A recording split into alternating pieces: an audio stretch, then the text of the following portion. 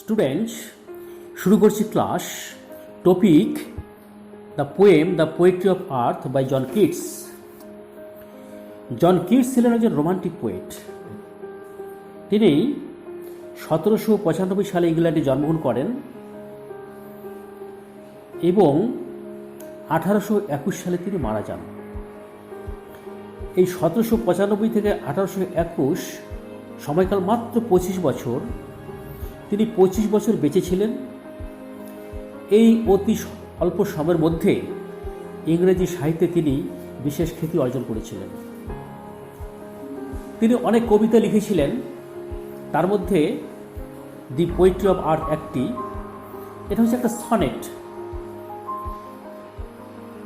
Sonnet, what is sonnet? Simply যে sonnet is a poem of 14 lines, 14 লাইনের কবিতা। আর সনেট এর মিনিং হচ্ছে song or music. Song or music, তাহলে সিম্পলি সনেট এই ওয়ার্ডটির মিনিং হচ্ছে সং বা মিউজিক, এবং সনেট হচ্ছে একটি 14 লাইনের কবিতা। এই sonnet can be divided into two categories, two types. Number 1, Italian or Petrarchan sonnet and English or Shakespearean sonnet. অর্থাৎ যেটি ইটালিয়ান সনেট সেটাকেই বলা হয় পেট্রাগান সনেট, এবং যেটা ইংলিশ সনেট সেটাকেই বলা হয় শেক্সপিয়ারিয়ান সনেট। আমরা যে পোয়েমটা পড়ছি, দ্য পোয়েট্রি অফ আর্থ, এটা হচ্ছে একটা ইটালিয়ান সনেট। এই ইটালিয়ান সনেটে দুটো স্টাঞ্জা থাকে। ফার্স্ট স্টাঞ্জা 8 লাইনের, এটাকে বলা হয় অক্টেভ, এবং সেকেন্ড স্টাঞ্জা এতে 6 লাইন। এই 6 লাইনকে বলে সিস্টেম। ইটালিয়ান সনেটের এটা হচ্ছে বৈশিষ্ট্য, অক্টেভ অ্যান্ড সিস্টেম, দুটো স্টাঞ্জা। তাহলে আমাদের এই যে পোয়েমটা তোমরা ভালো করে দেখো, ফার্স্ট স্টাঞ্জায় 8টা লাইন আছে এবং সেকেন্ড স্টাঞ্জায় 6 লাইন আছে। এই হচ্ছে 14 লাইনের পোয়েম। তাই এটা হচ্ছে একটা সনেট এবং এটা হচ্ছে একটা ইটালিয়ান সনেট। আর এখানে যে রাইম স্কিম আছে সেটা হচ্ছে a B B a, a B B a, c d e, c d e. আমরা পোয়েমটা আগে পড়ে নিই, তারপরে রাইম স্কিমটা আমি বুঝিয়ে দিচ্ছি। তাহলে এবার শুরু করছি পোয়েমের উপরে আলোচনা, দ্য পোয়েট্রি অফ আর্থ। তোমরা ভালো করে ওয়ার্ডগুলো, লাইনগুলো ভালো করে দেখো, আমি বলার চেষ্টা করছি।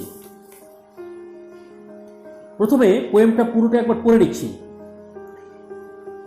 The poetry of earth is never dead, when all the birds are faint with the hot sun, and hide in cooling trees, a voice will run from haze to haze about the newborn meat.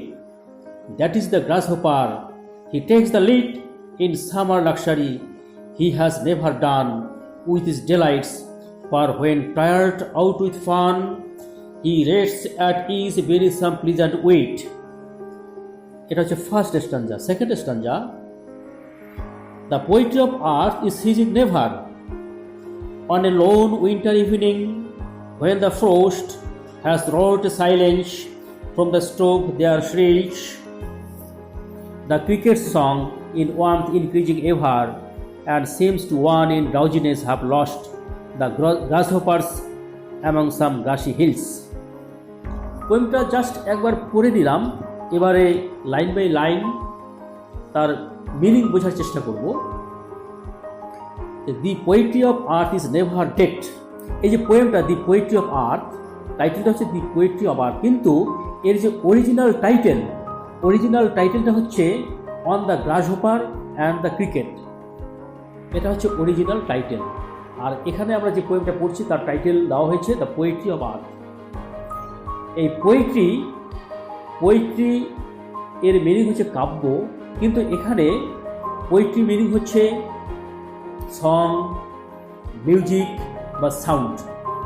এখানে পোয়েট্রির অর্থটা হচ্ছে sound, music বা song. তাহলে দি poetry of আর্থ, আর্থ মানে পৃথিবী, is never dead.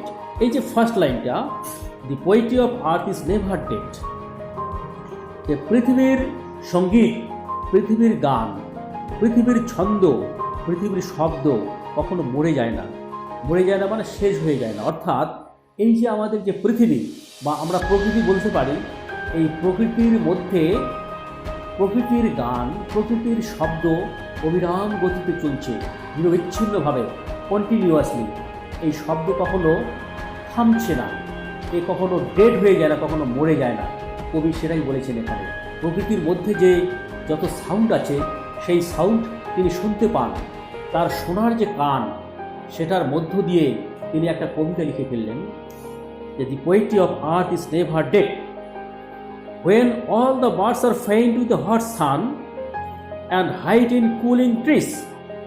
When all the birds, যখন সমস্ত পাখি আর faint with the hot sun, যে পাখিরা মধুর সুরে গান করে, কিচিরমিচির করে, এক জায়গা থেকে আরেক জায়গায় মনের আনন্দে উড়ে বেড়ায়, একটা সময় এই পাখিগুলো কি হয়ে যায়? ফেইন্ট হয়ে যায়, দুর্বল হয়ে যায়, ক্লান্ত হয়ে যায়, টায়ার্ড হয়ে যায় with the hot San.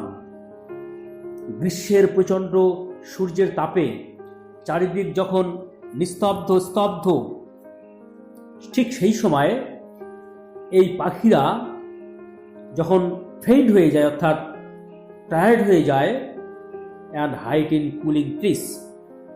Hide মানে লুকানো, বা এখানে শেল্টারও হতে পারে। কুলিং ট্রিস অর্থাৎ যে গাছেরা শীতল ছায়া দেয়, সেইখানে গিয়ে তারা লুকিয়ে পড়ে। তাহলে এখানে যতটুকু বোঝা গেল যে গ্রীষ্মের প্রখর দাবদাহে চারিদিক যখন স্তব্ধ, পাখিরা যখন আর উড়ে বেড়াতে পারছে না, তারা গান করতে পারছে না, তাহলে মনে হলো এবারে বোধহয় পৃথিবীর গান থেমে গেল, বন্ধ হয়ে গেল। কারণ ওরা তাদের শেল্টার খোঁজার চেষ্টা করলো এবং গাছের শীতল ছায়ায় ওরা লুকিয়ে পড়ল বা শেল্টার নিল। তাহলে এখানে মনে হলো যে বোধহয় আর পৃথিবীতে আর কোনো শব্দ রইল না। কিন্তু পরক্ষণে দেখা যাচ্ছে এই voice will run from hedge to hedge about the newborn meat, that is the গ্রাসহপার।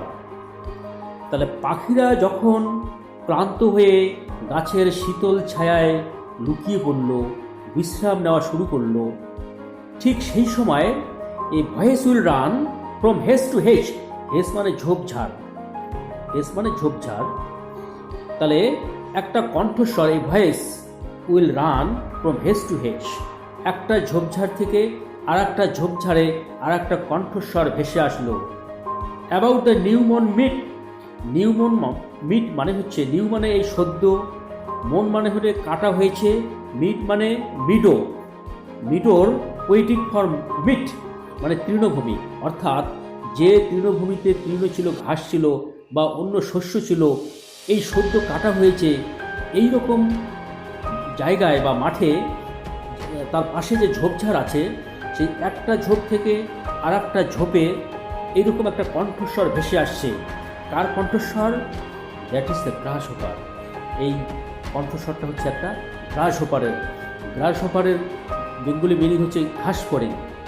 অর্থাৎ পাখিরা যখন লুকিয়ে পড়ল, সেই গ্রীষ্মের দাবদাহে সমস্ত কিছুকে উপেক্ষা করে নিজের কণ্ঠস্বর নিয়ে বেরিয়ে পড়ল কে? গ্রাসহপার। সে তার মনের আনন্দে, মনের উন্মাদনায় সে একটা ঝোপ থেকে আর একটা ঝোপে বেড়াতে লাগলো। হি takes the lead in summer luxury. Luxury মানে বিলাসিতা বলা যেতে পারে, আনন্দ বলা যেতে পারে, আভিজাত্য বলা যেতে পারে, বা এখানে প্রাচুর্য। এই গ্রীষ্মের যে প্রাচুর্য, এই প্রাচুর্যের আনন্দে হি টেক্স দ্য লিড। এই গ্রাসহপার এখানে লিড দিচ্ছে, সে নেতৃত্ব দিচ্ছে, সে বেরিয়ে পড়ল, সে মনের আনন্দে বেরিয়ে পড়ল। He has never done with his delights. He has never done, এখানে হি হ্যাজ নেভার ডান মানে হচ্ছে সে কখনো নিস্তেজ হয়ে পড়ে না, তার যে এনার্জি সেটা কখনো ফুরিয়ে যায় না। সে তার উদ্যম নিয়ে এই গ্রীষ্মের প্রচণ্ড দাবদাহে সে লিড দেয়, সে নেতৃত্ব দেয় উইথ হিজ ডিলাইটস, তার মনের আনন্দে। For when tired out with fun. কিন্তু যখন সে একটা সময়ে যতই সে আনন্দ করুক, মজা করুক, ঘুরে বেড়াক, উড়ে বেড়াক, সেও কিন্তু একটা সময় টায়ার্ড হয়ে যায়, ক্লান্ত হয়ে যায়, দুর্বল হয়ে পড়ে। তখন he rests at ease very some pleasant weed, তখন এই ঘাসফড়িংও, গ্রাসহোপারও প্লিজেন্ট উইট, প্লিজেন্ট মানে সুন্দর, উইট মানে আগাছা, সুন্দর গাছের আগাছায় তখন কি করে তার নিচে আরাম করে সে বিশ্রাম নেয়। তাহলে যেটা দেখা গেল, আমরা এই যে স্টাঞ্জা, আর্টলাইনের যে স্টাঞ্জা, এখানে গ্রীষ্ম সম্পর্কে যে বর্ণনা, এই যে গ্রীষ্মকালে চারিদিকের পরিবেশ যখন নিস্তব্ধ থাকে, কেউ বেরোতে চায় না, ক্লান্ত হয়ে পড়ে, তার মধ্যেও বেরিয়ে পড়ে কে? পাখিরা। তারা তার গান করে, কিচিরমিচির করে, আনন্দে উড়ে বেড়ায়। কিন্তু তারাও এক সময় যখন ক্লান্ত হয়ে পড়ে, তারাও যখন লুকিয়ে পড়ে, ঠিক সেই তার ভ্যাকান্ট প্লেসটাকে ফুলফিল করবার জন্য বেরিয়ে আসে কে? গ্রাসহোপার। সেও এই প্রতিকূল পরিবেশের মধ্যেও সেও মনের আনন্দে দৃশ্যটাকে সে উপভোগ করে, দৃশ্যের সৌন্দর্যটাকে সে উপভোগ করবার চেষ্টা করে। সে বেরিয়ে পড়ে এক প্লেস থেকে আরেক প্লেস, এক মাঠ থেকে আরেক মাঠ, এক ঝোপ থেকে আরেক ঝোপ। কিন্তু সেও একটা সময় যখন দুর্বল হয়ে পড়ে, ক্লান্ত হয়ে পড়ে, সেও আরাম নিতে চায়, সে তখন বিশ্রাম নেয়। তাহলে এখানে দেখা গেল, তাহলে যে ঘাসফড়িং বেরিয়ে পড়লো সেই প্রচণ্ড গরমের মধ্যে, সেও কিন্তু দুর্বল হয়ে এবারে বিশ্রাম নেওয়া শুরু করলো। তার কণ্ঠস্বর কিন্তু আর শোনা যাবে না এখন। তার মানে প্রকৃতির সাউন্ড কি এখানে থেমে গেল? তাহলে প্রকৃতির মধ্যে কি আর সাউন্ড শোনা যাবে না? ঠিক এই মুহূর্তে কিডস আরও শব্দ শুনতে পেলেন। কিসের শব্দ শুনতে পেলেন? এবারে আমরা সিস্টেমটা পড়ে নেব। 6 line, next 6 lines. The poetry of earth is ceasing never. দেখো, যে ফার্স্ট স্ট্যাঞ্জার ফার্স্ট লাইন, সেটা হচ্ছে the poetry of earth is never dead, যে প্রকৃতির গান কখনো মরে যায় না, বা থেমে যায় না, বা বন্ধ হয়ে যায় না। আর নেক্সট 6 লাইনের যে ফার্স্ট লাইন, সেটা হচ্ছে the poetry of earth is ceasing never, CEASE। এই সিজ মানে হচ্ছে থেমে যাওয়া বা বন্ধ হওয়া, তার সঙ্গে আইএনজি যোগ করে হয়েছে সিজিং, যে the poetry of earth is ceasing never, পৃথিবীর সঙ্গীত কখনো থেমে যায় না। The poetry of earth is ceasing never on a lone winter evening when the frost has wrought a silence from the straw their shields। তাহলে কবি বলছেন যে poetry of earth is ceasing never, যে গ্রাসহোপার তো বিশ্রাম নিচ্ছে, সেখানে কি শব্দ থেমে গেল? না, তিনি এবারে বলছেন যে the poetry of earth is ceasing never, প্রকৃতির শব্দ, প্রকৃতির সঙ্গীত কিন্তু কখনো থেমে থাকে না। On a lone winter evening, শীতের এক সন্ধ্যায়, নির্জন, লোন নির্জন, নির্জন কথাটাকে তিনি এ কারণেই বলেছেন যে when the frost has wrought a silence, frost মানে তুষার বা কুয়াশা। এখানে একটি কথা বলে দিচ্ছি, ভাবনাটা প্রকাশ পেয়েছে জন কিটসের।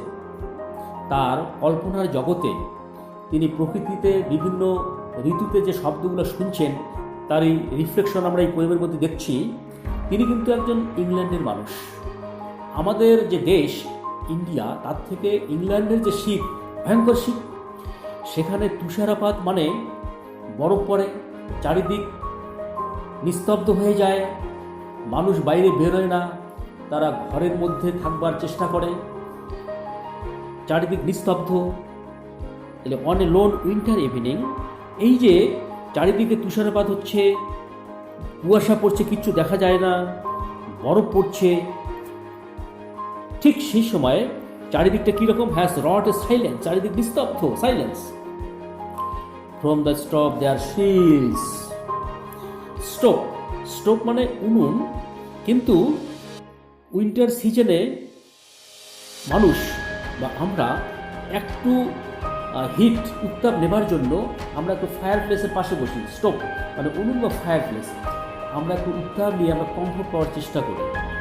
তাহলে from the stove there shrills, এই স্টোভের কাছ থেকে একটা শিল, তীক্ষ্ণ চিৎকার মানে শব্দ শোনা গেল। কিসের? দ্য ক্রিকেট সং, ক্রিকেট মানে ঝিঝি পোকা। এই একটা ঝিঝি পোকার একটা শব্দ শোনা গেল, তার গান শোনা গেল।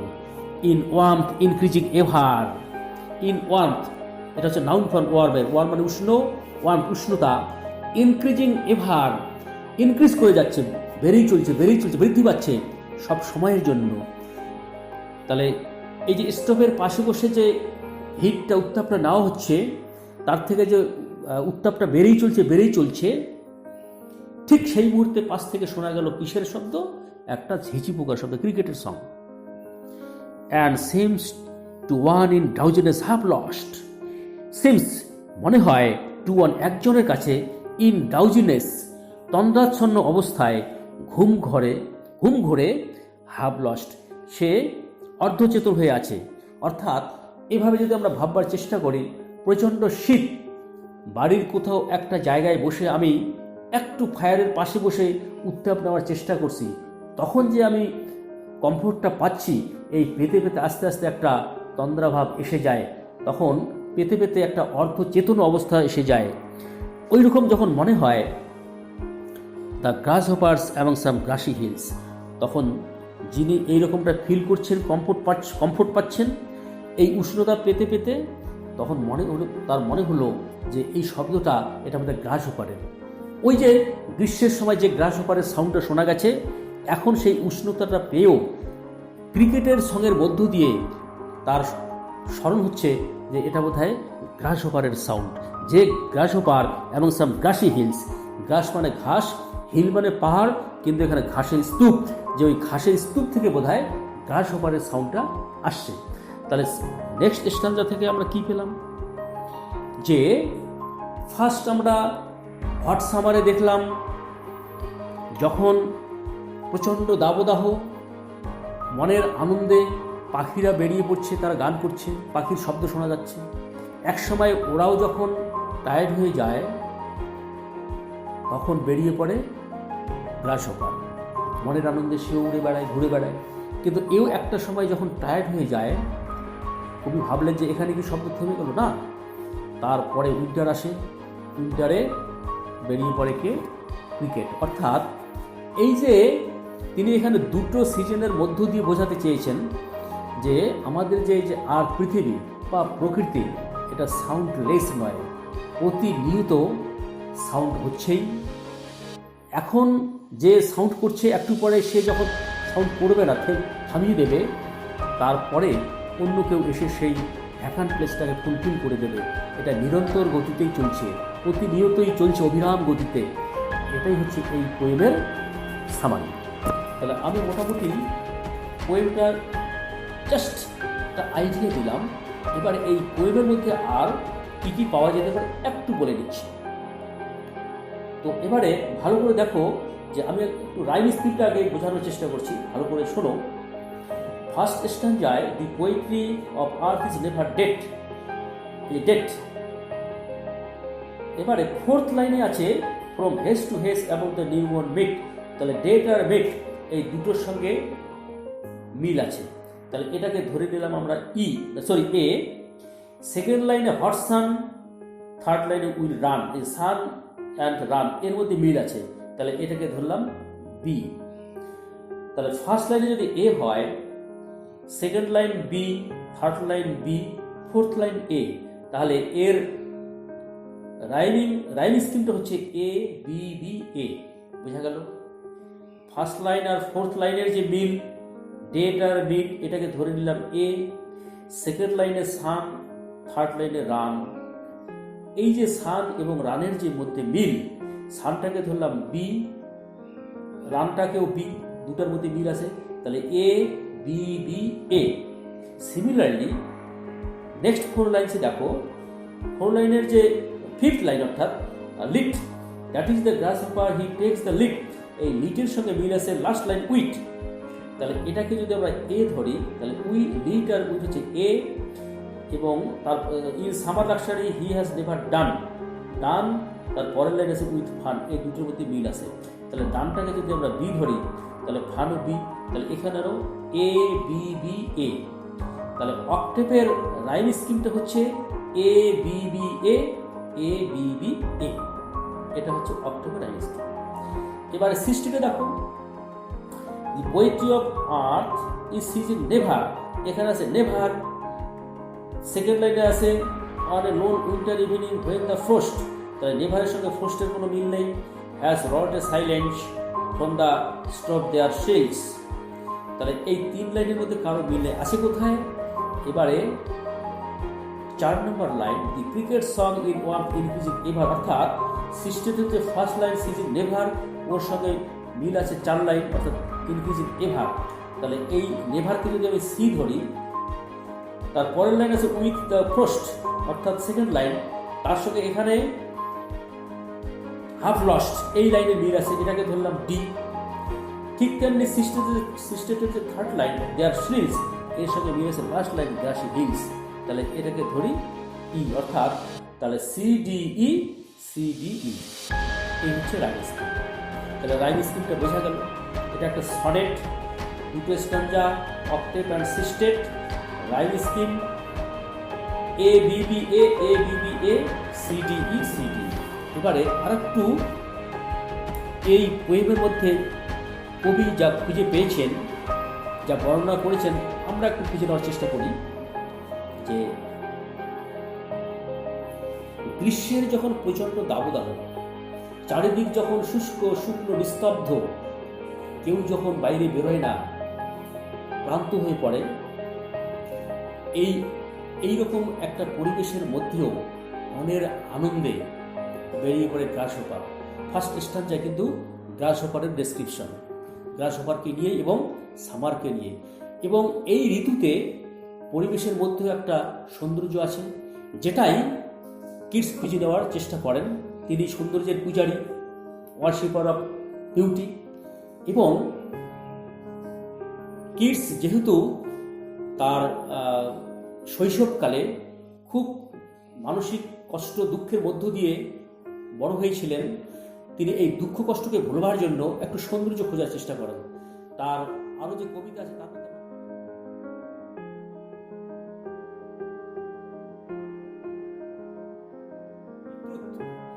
Truth is beauty, beauty truth, beauty is truth, truth beauty, অর্থাৎ সৌন্দর্যই সত্য, সত্যই সুন্দর।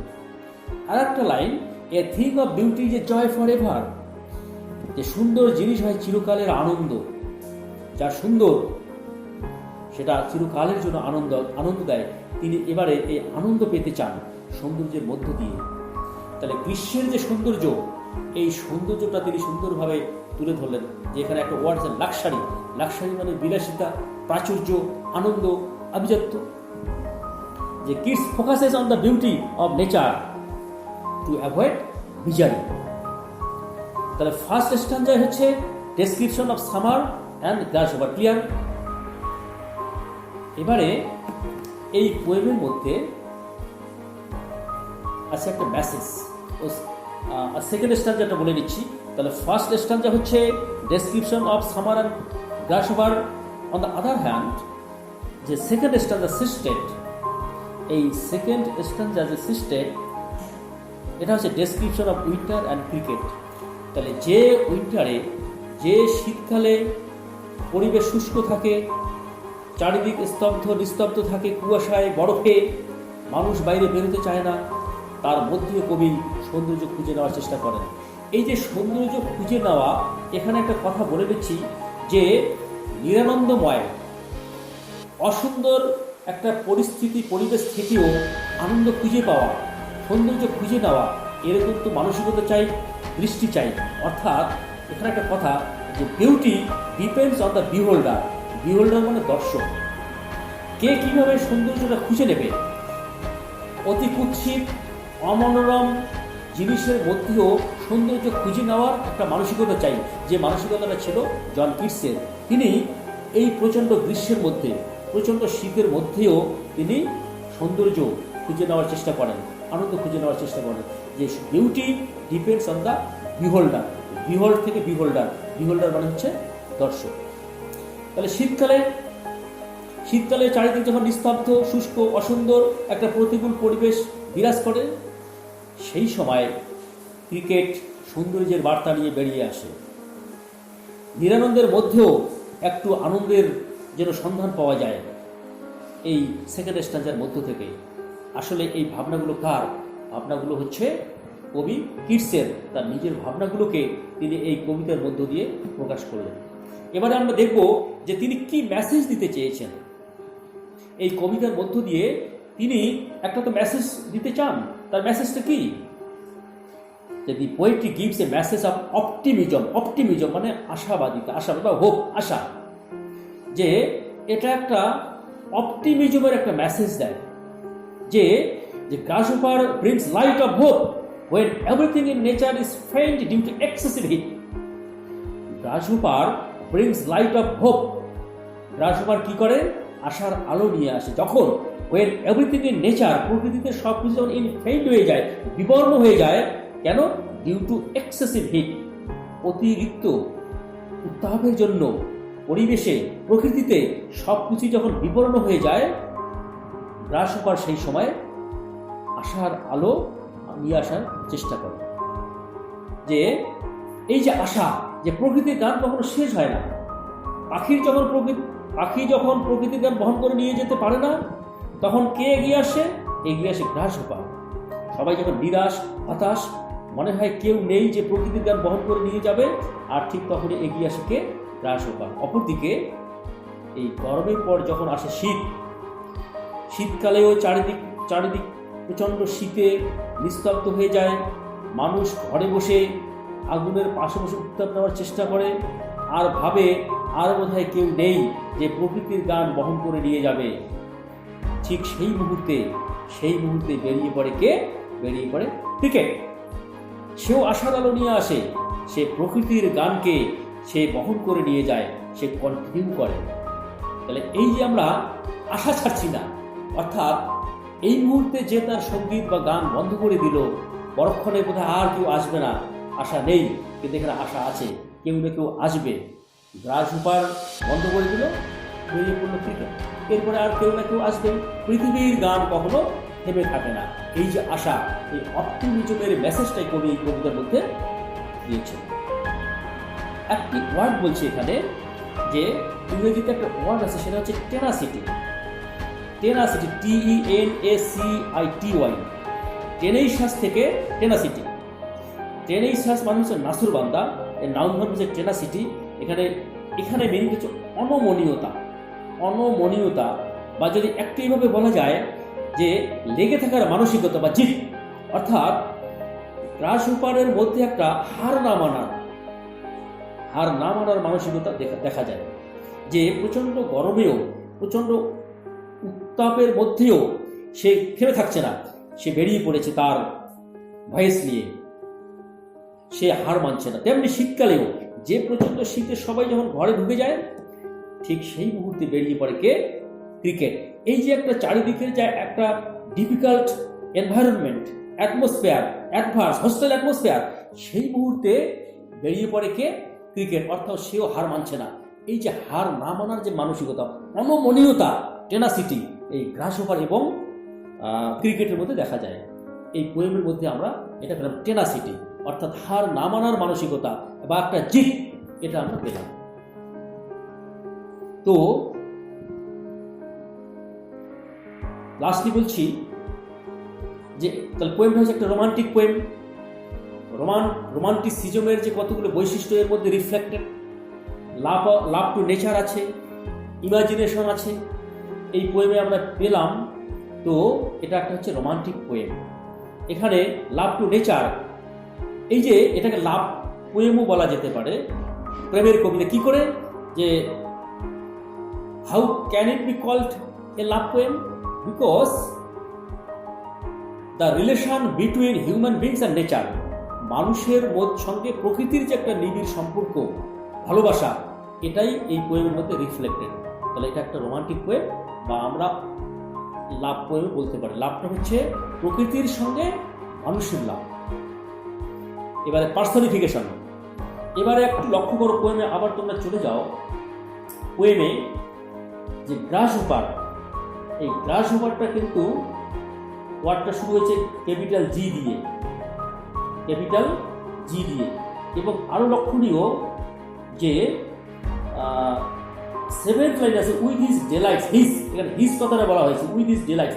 হিজ বলতে এখানে গ্রাস হোপার, অর্থাৎ গ্রাস হোপারের ঘাস ফড়িং, এই ঘাস ফড়িংয়ের জিটাকে ক্যাপিটাল দেখানো হয়েছে, অতএব এখানে পার্সনের সঙ্গে, একজন পার্সনের সঙ্গে তুলনা করা হয়েছে, একজন পার্সনের সঙ্গে কম্পেয়ার করা হয়েছে, অর্থাৎ পার্সনিফাই করা হয়েছে।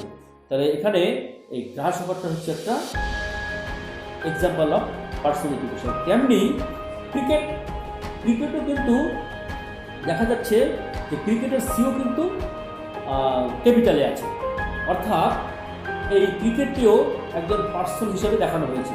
তাহলে cricket is also an example of personification.